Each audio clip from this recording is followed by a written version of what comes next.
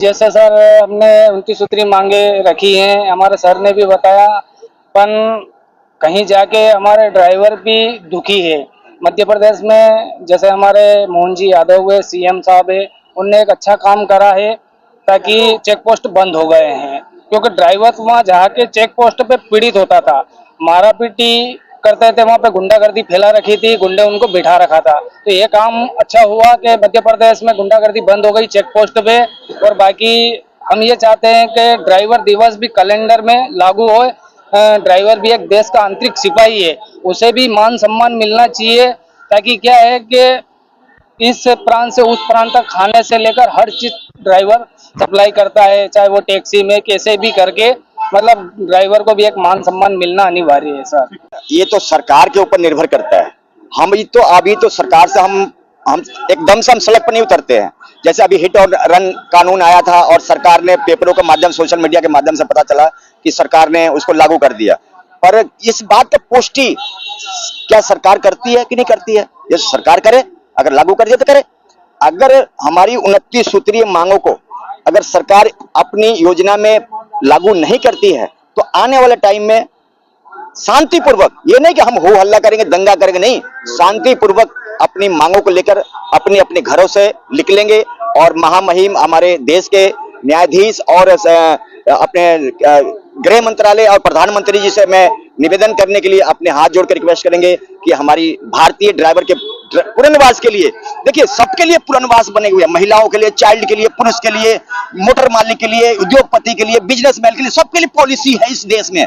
पर एक अगर पॉलिसी अगर इस देश में नहीं है तो सिर्फ भारतीय ड्राइवर के लिए, चाहे वो टैक्सी वाला हो, थ्री व्हीलर वाला हो, ऑटो वाला हो, बस वाला हो, टेम्पर वाला हो, डंपर वाला हो, किसी के लिए इस भारत में भारतीय ड्राइवर के लिए कोई पॉलिसी नहीं है। यानी कि चील कौओं की तरह नोच नोच कर खाने पर एक तरह से समझ लीजिए कि देखिए इस पे यही है कि इस बार हम कहने के मतलब कि विपक्ष मजबूत है और इस बात से हमें उम्मीद भी है कि हमारा विपक्ष इस बार भारतीय ड्राइवर के लिए कुछ करेगा, क्योंकि विपक्ष ने आवाज उठाया था और मुझे याद है कि राहुल गांधी ने भी उठाया था और बहुत सारे विपक्ष दल ने उठाया था। इस बार मुझे पूरा संतुष्टि है कि विपक्ष दल इस बात को जरूर पकड़ेगा और संपूर्ण भारत के ड्राइवर की आशाएं और विश्वास एक तरफ माननीय प्रधानमंत्री महोदय और एक तरफ विपक्ष की ओर है। क्या विपक्ष भारतीय ड्राइवर को आवाज बुलंद कर पाएगा?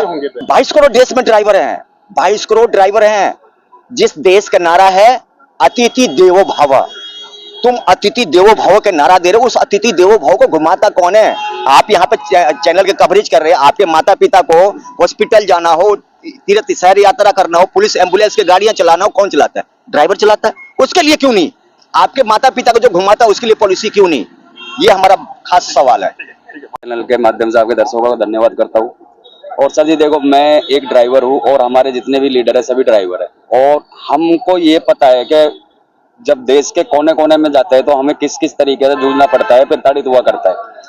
तो आज भारत में ड्राइवरों के लिए कोई सुरक्षा सरकार ने नहीं बनाई, ना कोई पॉलिसी लाई है।